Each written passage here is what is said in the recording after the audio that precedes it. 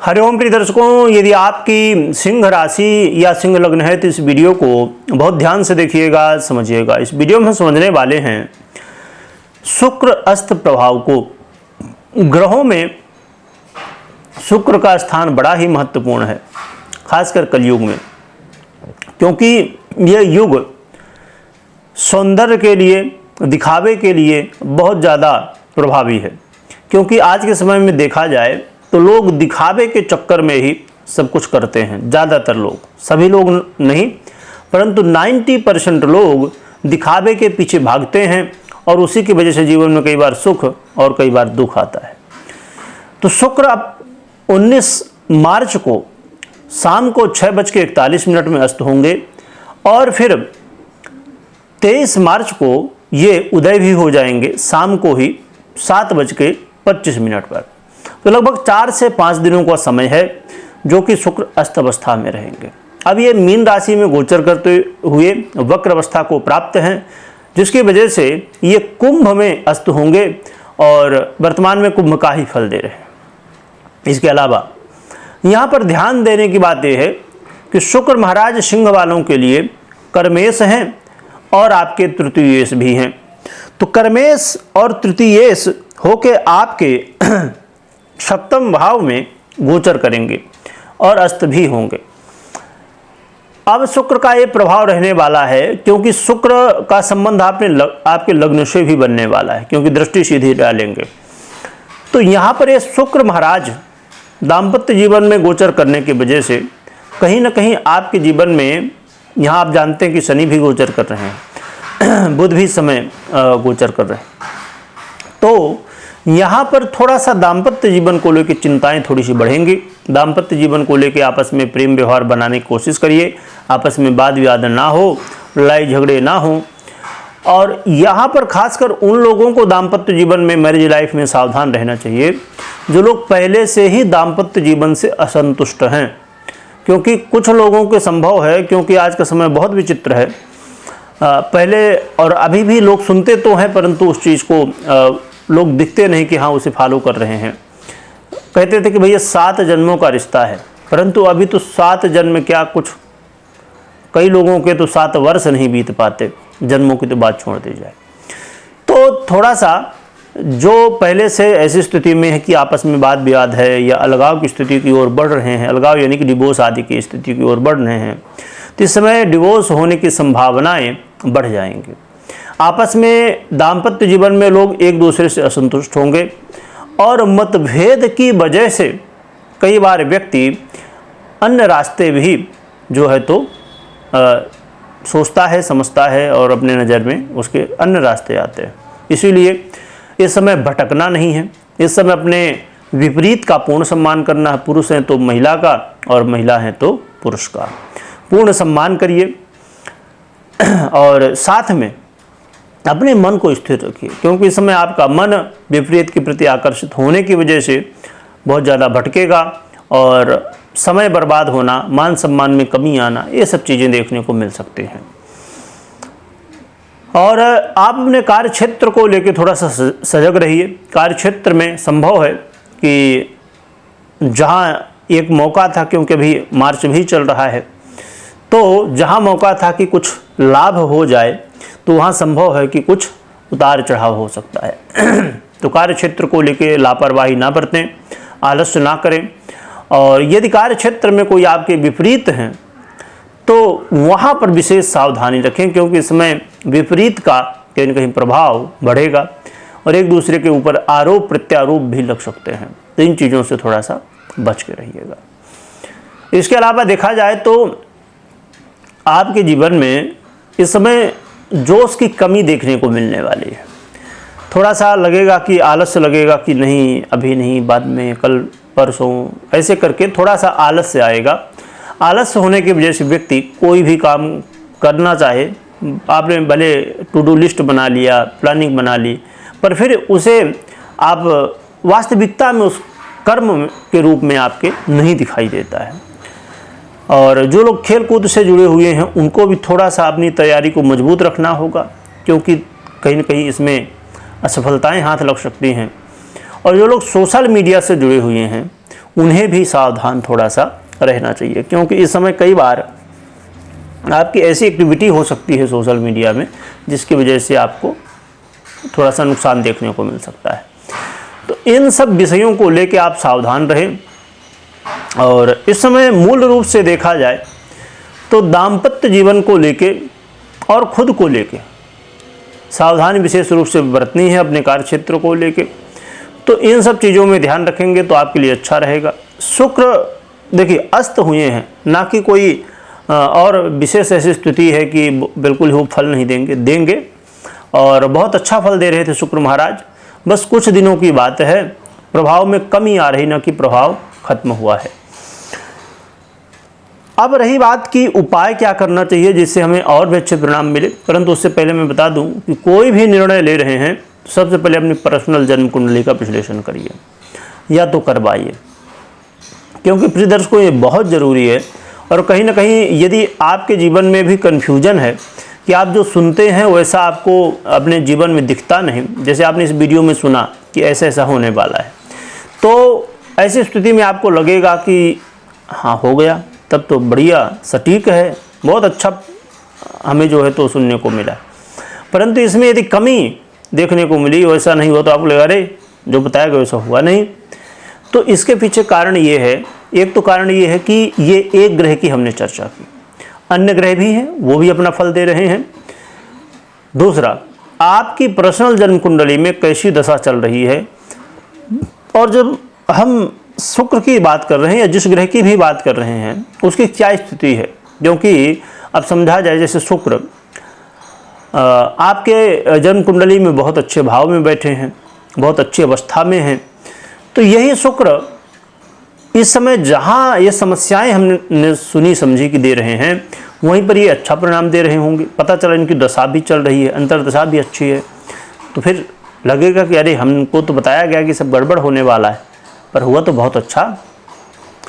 एक कभी बताया जाता कि गड़बड़ वो अच्छा होने वाला है तो गड़बड़ हो जाता है। तो इन चीज़ों को बहुत एक छोटी सी बात है, और संभव है कि कुछ लोगों को गुस्सा भी आती हो, इरिटेट भी होते हो कि अरे आप हर वीडियो में क्यों बताते हो कुंडली विश्लेषण करो। कुछ लोगों को ये भी लगेगा कि अरे भाई पंडित जी अपने फ़ायदे के लिए बता रहे हैं कि कुंडली दिखाओ तो पैसा वैसा मिल जाएगा। मैं तो ये बोल रहा हूँ कि आप विश्लेषण करवाइए, नहीं करवाना है तो खुद करिए, खुद अपनी ग्रहस्थितियों को देखिए समझिए। और आप लोगों के लिए हमने इसीलिए एक चैनल भी बना दिया है। बहुत लोगों को कहना था कि चिंतामणि ज्योतिष ज्ञान, जिसमें आपको ज्योतिष सीखने को मिलेगा। आप खुद देखिए, समझिए, सीखिए। ज़रूरी नहीं कि आप ज्योतिषी बनिए, परंतु आप खुद की कुंडली देख सकते हैं, अपने लोगों की कुंडली देख सकते हैं। और यदि आप चाहते हैं कि और भी ज़्यादा जानकारी आपको प्राप्त हो तो लिंक डिस्क्रिप्शन में टेलीग्राम की भी दी हुई है, तो वहाँ जुड़ सकते हैं, जिससे आपको और भी महत्वपूर्ण जानकारियाँ प्राप्त होती रहेंगी।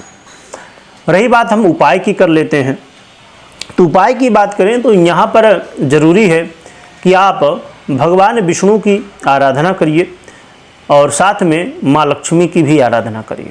तो इससे आपके लिए और भी अच्छे परिणाम मिलेंगे और आप अपने जीवन में और भी लाभ ले सकेंगे और अच्छी स्थितियों को प्राप्त कर सकेंगे।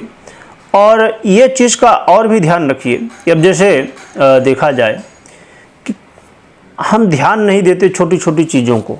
क्या छोटी चीज़ें हैं? अब जैसे हम अपनी दिनचर्या को यदि नहीं बेहतर करेंगे, आपकी गृहस्थिति बहुत बढ़िया है, आपके दशाएं बहुत बढ़िया चल रही हैं, पर हमारी दिनचर्या ही अच्छी नहीं है, हमारे कर्म ही अच्छे नहीं हैं। आप जब ज्योतिष का अध्ययन करेंगे, ये बातें मैं जिनको राशिफल देखना था वो पूरा हो चुका है, मैं थोड़ा सा अलग से बता रहा हूँ इसके लिए कि जो लोग सीखना चाहते हैं ज्योतिष या समझना चाहते हैं अपनी कुंडली को बहुत अच्छे से, तो ये चीज़ों का ध्यान विशेष रूप से रखिए। अब जैसे आपने यदि कभी किसी की कुंडली देखी होगी, ठीक है, तो उसमें बड़े अच्छे अच्छे राजयोग हैं, बहुत अच्छी अच्छी दशाएं चल रही वर्तमान में, चाहे महादशा हो या अंतर्दशा हो या अन्य।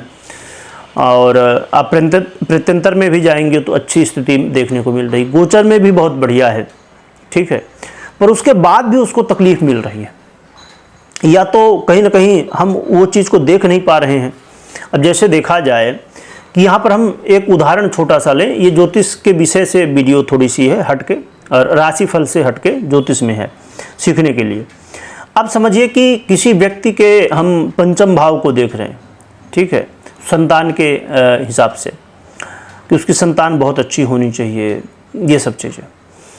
पर हम चक्र, क्योंकि ज्योतिष में 16 चक्र जो दिए हैं, तो सप्तमांश आदि को नहीं देख रहे हैं कि कैसी स्थिति है। हम दाम्पत्य जीवन में देख रहे हैं सप्तम भाव को, और द्वितीय भाव को नहीं देख रहे हैं। हम नवमांश को नहीं देख रहे हैं, और संभव है कि या तो पत्नी की कुंडली को हम नहीं देख रहे हैं, या पति की कुंडली है तो मतलब पत्नी की कुंडली यदि आप देख रहे हैं तो पति कुंडली को नहीं देख रहे हैं। तो ज्योतिष के पीछे बहुत सारी स्थितियां हैं, और जीवन में हर एक जगह बहुत सारी चीज़ें होती हैं। जब कोई व्यक्ति एक विषय में आपको बता रहा होता है, जैसे कोई एक्सपर्ट है, तो वो बहुत सारी चीज़ों का कैलकुलेशन एक साथ करके और फिर बता रहा होता है। तो इसी तरह ज्योतिष में भी है। ज्योतिष तो अथाह सागर है, इसमें बहुत सारी ऐसी चीज़ें आपको देखने को मिलेंगी कि दिख कुछ रहा है कुंडली में। समझिए कि कोई पंच महापुरुष योग ही बना है, जो कि बड़े राजयोगों में से एक होता है ना। या तो आपने गज केसरी योग सुना ही होगा अपने जीवन में। तो गज केसरी योग बना हुआ है और बहुत मजबूत है। गज केसरी योग देवगुरु बृहस्पति युवा अवस्था में है, और बहुत बढ़िया, या तो उच्च के ही है समझ लीजिए। और जैसे अब दसम भाव को बड़ा श्रेष्ठ माना जाता है योगों के लिए, दसम भाव में योग बना, या लग्न में ही बना जहाँ गुरु और भी बली हो जाते हैं, यहाँ बना हुआ है ना। मतलब बहुत अच्छा योग बना हुआ देखने में, पर उसका फल नहीं मिल रहा है। जब उसके डीप में जाएंगे थोड़ा सा, अब नक्षत्र में नज़र डालिए, पता चला वो नक्षत्र की वजह से ऐसा हो रहा है, या तो नक्षत्र में नहीं है, तो फिर कमी कहाँ रह गई? कमी ये रह गई कि पता चला जो, अब समझिए कि जैसे देवगुरु बृहस्पति उच्च के हैं, ठीक है, पर चंद्रमा नीच अवस्था में है। चंद्रमा नीच अवस्था में है, कृष्ण पक्ष के हैं, पीड़ित अवस्था में है, पक्ष बल भी नहीं मिल रहा है, और वो भी पता चला दिन का जन्म है तो सट बल में नहीं, कहीं ना कहीं कमी रह गई। तो अब इसका भी प्रभाव क्या होगा कि गज केसरी योग बना है, देवगुरु बृहस्पति उच्च के हैं, पर चंद्रमा पीड़ित है, उसकी वजह से योग नहीं, ये नहीं हो रहा है, फल नहीं मिल रहा है। वैसे तो अब रही बात, यहाँ एक कन्फ्यूजन हो जाएगा कि मैं कह रहा हूँ जहाँ की चंद्रमा नीच चुके हैं, मैं जहाँ कह रहा हूँ कि गज केसरी योग। गज केसरी योग भी कई तरह से बनता है। अब एक ये बनता है कि युति से बनता है, दृष्टि से भी बनता है। तो अब दृष्टि का योग बना है। अब मान लीजिए, ठीक है, चलिए यहाँ पर एक विचार और भी कर लेते हैं। यहाँ ज्योतिष सीखने की बात हो रही है, तो यदि आप राशिफल देख चुके हैं तो अभी यहाँ देखने की आवश्यकता नहीं। अब यहाँ पर एक चर्चा और भी कर लेते हैं कि अब समझिए कि चंद्रमा और गुरु एक साथ ही बैठे हैं कर्क में, ठीक है, बहुत अच्छी स्थिति है, लग्न में ही बैठे हैं और बढ़िया। परंतु यहाँ पर शनि जैसे ग्रहों की दृष्टि पड़ रही है, पर गुरु की दृष्टि शनि पर नहीं पड़ रही है। क्योंकि गुरु की दृष्टि पड़ जाएगी तो शनि वैसे भी अच्छा फल देंगे। गुरु और चंद्रमा के ऊपर शनि की दृष्टि है, राहु की भी दृष्टि है, या एक के किसी की ले लीजिए। अब पता चला इतना अच्छा योग है, हमारी नज़र गई नहीं कहाँ? दृष्टि पर। अब यहाँ पर और भी यदि डीप में आप जाएं, वीडियो थोड़ी बड़ी हो रही होगी मुझे पता है, पर चर्चा इसलिए कि समझना है जब चीज़ों को, तो इन चीज़ों का ध्यान रखना है। अब हमने यहाँ पर देख लिया, हमने नवमांसी नहीं देखा है, ठीक है, आपने नवमांस नहीं देखा है। पता चला कि नवमांस में देवगुरु बृहस्पति और चंद्रमा दोनों नीच चुके हैं। अब लीजिए, आप तो मोटा मोटा आपने देख लिया। और मैं जैसे कहता हूँ हर वीडियो में कि आप देखो कि अपनी कुंडली में क्या स्थिति है। आपने देखा गुरु की बढ़िया दशा चल रही है, और लग्न चक्र में गुरु और चंद्रमा गज केसरी योग हैं बनाए हुए बढ़िया कर्क में, वाह है वाह है, बहुत अच्छी स्थिति है। परंतु नवमांस में नीच अवस्था में है। चलिए नवमांश में आपने देख लिया, पर आपने दशमांश नहीं देखा। और आप चर्चा क्या कर रहे थे कि भैया फाइनेंस की स्थिति बहुत कमज़ोर है मेरी इस समय, आपने दशमांश ही नहीं देखा। तो इसीलिए अब देखिए मैंने इतनी कुछ थोड़ी ही बातें बताई, पर इसमें और जितना आप डीप में जाओगे, घुसोगे इसके अंदर, तो और भी बहुत सारे तथ्य मिलेंगे। तो इसीलिए बेहद ज़रूरी है कि ज्योतिष को समझा जाए।